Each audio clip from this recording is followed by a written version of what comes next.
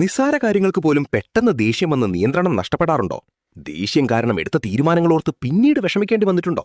എങ്കിൽ ദേഷ്യത്തെ വെറും 1.5 മിനിറ്റ് കൊണ്ട് മെരുക്കാൻ ഈ 90 സെക്കൻഡ് റൂൾ പഠിച്ചു വെച്ചോളൂ. പ്രശസ്ത ഹാർവാർഡ് മസ്തിഷ്ക ശാസ്ത്രജ്ഞയായ ഡോക്ടർ ജിൽ ബോൾട്ടെ ടെയ്ലർ കണ്ടെത്തിയ വിപ്ലവകരമായ ഒരു നിയമമാണിത്. നമുക്ക് ദേഷ്യമോ ഭയമോ വരുമ്പോൾ ശരീരത്തിലുണ്ടാകുന്ന കെമിക്കൽ റിയാക്ഷൻ വെറും 90 സെക്കൻഡ് മാത്രമേ നീണ്ടു നിൽക്കൂ.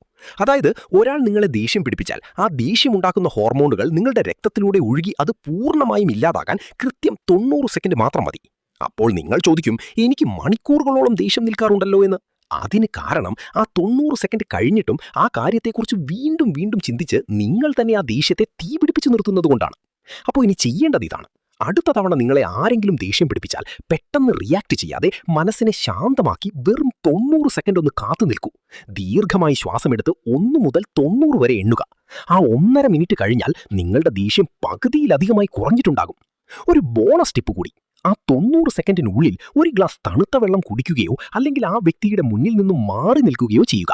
ഇത് നിങ്ങളെ വലിയൊരു അബദ്ധത്തിൽ നിന്നും വഴക്കിൽ നിന്നും രക്ഷിക്കും. നിങ്ങളുടെ ലൈഫും മൈൻഡ് സെറ്റും മാറ്റാൻ സഹായിക്കുന്ന ഇതുപോലുള്ള കിടിലൻ ബ്രെയിൻ ഹാക്കുകൾക്കായി ബ്രെയിൻ ഹാക്ക് മലയാളം ഇപ്പോൾ തന്നെ സബ്സ്ക്രൈബ് ചെയ്യൂ.